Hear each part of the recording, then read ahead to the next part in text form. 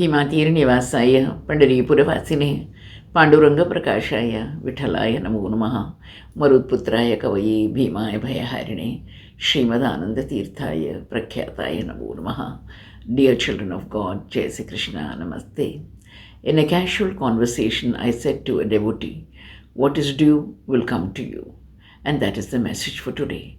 Let us first analyze the cause for anxiety and stress. We humans are in a hurry to get things.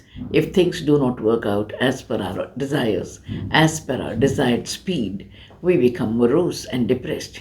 We feel so sad and pass on this negative mood to our dear and near ones also. We do not realize the truth of the dictum, what is due will come to you. Please do not think the author objects to one desiring something. Man and desire were born together and are co-terminal. Not to have desire is also a desire.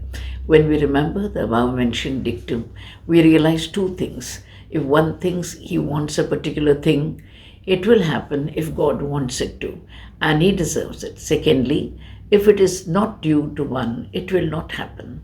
This philosophic thought leaves one at peace, or else we'll be in pieces. Desire we will, but let us leave the fruit of it to the Lord. Thereafter the burden is on the Lord. Let him decide what we should get. Next point about this dictum is the time factor. Desire is accompanied by its companion, unwholesome haste. Let us wait for time to unravel the mystery before us and fulfill our desires.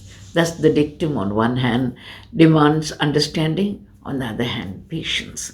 A man of God does have dharmic desires, but never pesters the Lord. As is said before by the author, the Lord does not like a nagging devotee. They also serve who only stand in wait. Standing and waiting are not actions. They are a sadhana, a spiritual exercise. In our Hindu scriptures, it is proved again and again, what is due will come to you. The everlasting example is Shabari, huntress, educated in devotion under the loving care of her guru, Matanga Rishi. She was told that Lord Rama himself will come to her hut. She believed in this prophecy and waited every day with hope. There is a difference between stoics and fatalists on one side and devotees on the other. The dictum, what is due will come to you, is seen negatively by the former and positively by the devotee. The devotee waits with hope, and when the Lord Rama arrives with Lakshmana, Shabari is overwhelmed with joy. She cannot believe that the Lord is her visitor. What was due to her by her Guru Bhakti came to her in the form of the Lord himself. There is an anecdote in the Mahabharata. Once the Lord cut his finger, Krishna cut his finger, and it was bleeding profusely. All those devotees around dressed in silk were looking for a remedy. The ever-devoted Draupadi, from the edge of her gorgeous brocade sari, tore off a long strip and administered first aid to the Lord himself. This act of hers came to her rescue in the infamous court scene. The more Dushasana tried to disrobe her, the more numberless were the robes that flowed from the grateful Lord's wonderful hand. What is due comes back to you. Although for a while Sugriva had suffered ignominy, running from pillar to post with his 4 loyal ministers, he is united with the supreme power of the world called Sri Rama. If one has Sri Rama as his ally, all battles are won and victory is a foregone conclusion. What is due comes back to you.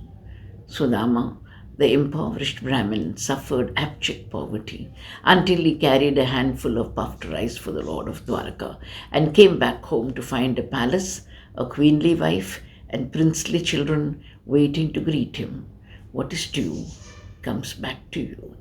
Sudama naam ka garib Brahman tere dar aaya, Prabhu tere dar aaya, अरबपति उसको बनाया, अरबपति उसको बनाया, ये तेरी माया.